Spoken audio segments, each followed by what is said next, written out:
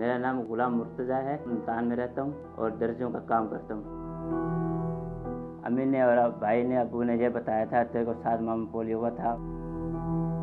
जैसे नीचे बैठ के चलते हैं वैसे चल के जाता था मस्जिद में पढ़ने के लिए। वहाँ जो बच्चे पढ़ते थे वो अक्सर मेरे को ये कहते थे ये लगने पर कैसे पढ़ेगा, क्या करेगा। मुझे बहुत बुरा लगता था सुन के। मगर काश मैं भी ठीक होता, रहने ये ऐसे मजाक ना उड़ा पाते।